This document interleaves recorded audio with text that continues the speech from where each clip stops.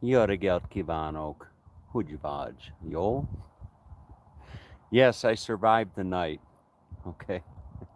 I'm sure. Hmm. I'm sure there might have been some of you out there wondering, is Tom okay? Did a bear get Tom? You know, Do, all that good stuff. But anyway, I'm okay. Look at this view. Let me step back. Look at that view. That, or those, I should say, are the Grand Teton Mountains. And I've had that thought in I've had that image in my mind for quite some time. And I remember the first time I saw that. I remember the first time I saw the Grand Tetons. I was headed to Yellowstone, and I never heard of the Grand Teton Mountains before. And as I was headed up into Yellowstone, I passed through the Grand Tetons, and my jaw dropped. It was just stunning, absolutely stunning. So anyway, I made it. Hmm, I made it through the night, and I got to tell you, it was a bit of a. It really was a bit of a disappointment. I say that because my client in Idaho Falls had told me. He said, when you leave Jackson, you're going to come to this road right here. He said, you're going to come to this road and just take a right down this road, and you'll find all types of places. This road just goes for on and on and on, and you'll find all types of places to camp.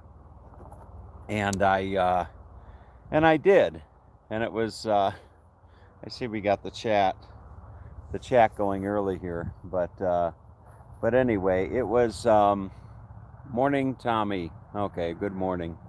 So anyway, it was. I drove, and it was getting dark, and not too far down the road there was a campground. Okay, there was a campground, and I pulled into the campground, and there were spaces available, but they wanted $30. They wanted $30 for the night, and I thought, forget that. I'm gonna, I'm gonna, I'm going to boondock. I'm gonna find some free camping. So I kept going down, and it started to get dark. I saw a buffalo, and I kept going down, and it was getting darker and darker. And there were all these little places where you could probably pull over and camp. There were probably these little places where you could pull over and camp. But the signs always said, no camping. No camping, no camping, no camping. So I turned around, and by this time, it's after 8 o'clock, and my bedtime's 9. You know, so I pulled around, or I turned around. I went back to the campground, and I get back to the campsite, and I was faced with a little bit of a dilemma, and the dilemma was, I figured that I was only going to be there till 9 o'clock, or I figured that I'd wake up at about. I figured that I'd be waking up at about 5 o'clock, 5:30, something like that, and I'd pull in and at 9 o'clock, and there was nobody there. It was like on the honor system. The whole thing was, it was the honor system. You fill out an envelope. You fill out an envelope, and you put a check or your cash or whatever in the envelope and drop it in this little box. And I sat there and I thought to myself, you know what? I'm not going to use any amenities. I'm not hooking up to electricity. I'm not going to use the restrooms. I'm just going to sleep. I'm just going to sleep somewhere. I just need a place to sleep from 9 o'clock till 5 in the morning. And they'd never know that I was here. And anyway, so I thought this is a campground run by some concession. Look at that jet. Can you see that jet going up there? Maybe you can. But anyway, so I wasn't going to pay. I was just going to camp. and dodge out of there in the morning. And then I found myself thinking back.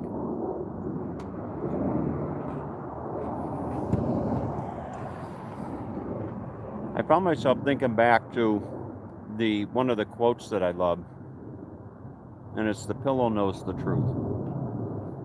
You know, the pillow knows the truth.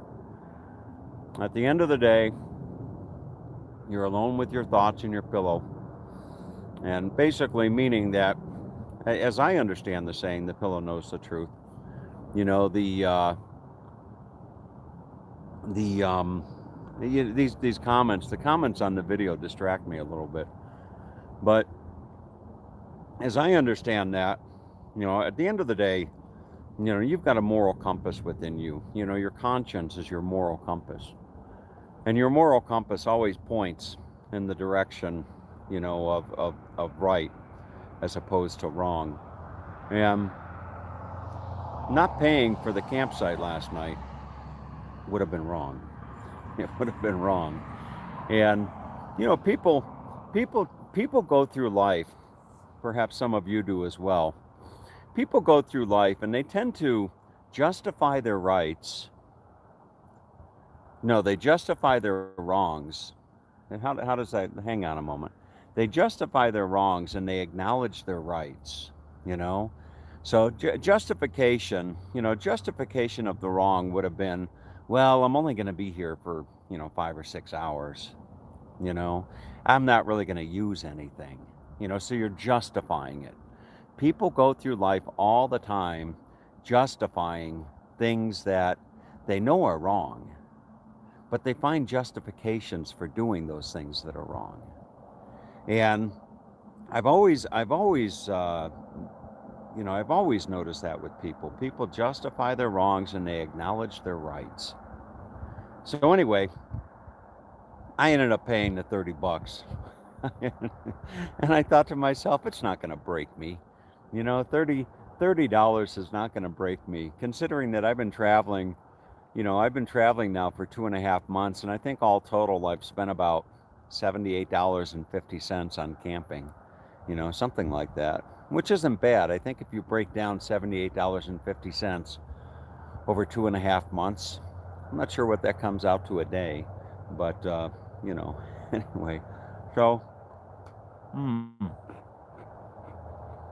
now tonight is a little bit of a different story.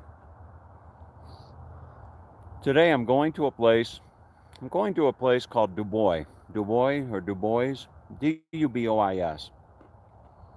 It's a famous little western town. Billy the Kid used to go into the general store that's still standing. Billy the Kid, and I think Skip Smith was spotted with Billy the Kid once or twice going into the general store. I can't remember, but I think as legend has it, Skip Smith was once seen with Billy the Kid going into the general store in Dubois. But I'll have to do like a fact check on that. But anyway, so I'm going into Dubois, and Dubois is, well, it's somewhere out in that direction, about an hour and a half. It's about an hour and a half from here, and Dubois is a very, very little town. It's a very, very small town, and I'm going to, I'm looking for what's called dispersed camping. Okay, dispersed camping means you just go and you just camp, you know. And there's a website that I use, or an app online. It's called, or I think it's a website. It's a website. It's called freecampsites.net. I think freecampsites.net. And freecampsites.net. Skip Stiff has up the video with the, okay. So freecampsites.net is a website where they list all these free camping areas. And there is a national forest right by Dubois. I think it's called the Shoshone National Forest. And, you know, I think normally grizzly bears are not this far south. You know, Yellowstone's not too far away, but grizzly bears are not too far south, but I guess they did like this project around Du Bois a few years back where they were trying to repopulate some grizzlies in the area. So anyway, I'm gonna go up. I'm gonna go up in that area. I think there's an area called Union Pass. If you want to Google it, Union Pass. But from what I read on some of the websites that I was checking out, there's some pretty beautiful and spectacular dispersed camping over by Du Bois. So that's where I'm gonna head tonight, and I should be okay. You know, I was looking at the map last night, and I try to gauge my drives. You know, I'm shooting to be back toward the East Coast somewhere the first week of September, which would be next week. And you know, you look at the driving distances. You know, from here to Sioux Falls, South Dakota, it's about 13 hours, which is the better part of a you know, a full day drive. And then from Sioux Falls over to probably Wisconsin or something like that is probably another 12 hours or something like that. So I'm gonna take my not gonna take my time, but I'm going to try to travel that in stages. And there's a website called Harvest Host where you can stay on like farms, you know, farms and wineries and what have you. And interestingly enough, in Minnesota and Wisconsin have a crap load of farms to stay on, like orchards and stuff. You know, so I'm gonna try to find my way over to you know, the Wisconsin, Michigan area, and stay there for a little bit, and then find my way over to Eastern Canada. But anyway, that's it. You know, the video I did yesterday with the webcam in the windshield, you know, with the song In the Garden. You know, the jury's still out on that. I don't know that I necessarily like the quality of the video, and it sure is convenient. You know, I mean, it's better than holding my cell phone and driving and what have you. But it's very convenient. But it captures it's like a wide angle, and it captures the hood of the pickup truck, which I really don't like. You know, I don't like the fact that it captures the hood of the pickup truck. So in my editing software, I was able to like zoom in, you know, to crop that out, but then it kind of messes up the quality. And I'm not too sure about the contrast and the color, you know, the color on that video. It got a lot of thumbs up. You know, the video got a lot of thumbs up, but anyway. All right, folks. You know, not too much is on my mind. There was one story that I forgot mentioning. There was a story the other day in the on the news about a big scam that they broke up, and it was a scam targeting people for romance. You know, it was one of those things where they'll call you on the phone, or they'll send you an email and say, you know, I checked out your Facebook profile.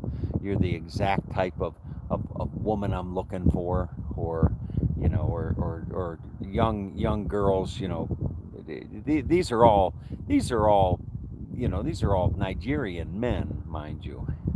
Not all of them, but these are a lot of Nigerian men posing as people. They'll steal your online profile and what have you. But anyway, it was the biggest such scam ever to be busted in the history of busting scams, I guess. And you know, it just goes to show you how desperate some people are, or how much, maybe desperate's not the right word, how much people yearn for and long for love. You know, that they can be so desirous. There's your 50-cent word. they can be so desirous of finding love that they become so susceptible to to these scams. Like, okay, I'll send you $5,000. But we haven't even had our first date yet. You know, I mean, that type of thing. And it's just really it's really a it's it's something. It's something, the stretches that people will go to find somebody special. But all right. So with that being said, I need to get on with my day, and in doing so, I'll give you a closing. Yeah, Daryl. We'll see. Consider Charlevoix, Michigan area. I've been there. I've been to Charlevoix. That's where they got the little mushroom houses, if I'm not mistaken. I think Charlevoix's got the mushroom houses. But there's a gentleman that watches the videos named Phil, and I'll probably go boondock on Phil's property for a little while there in Michigan. But here it is, folks, the Grand Tetons. So have a great day, everyone. Take good care.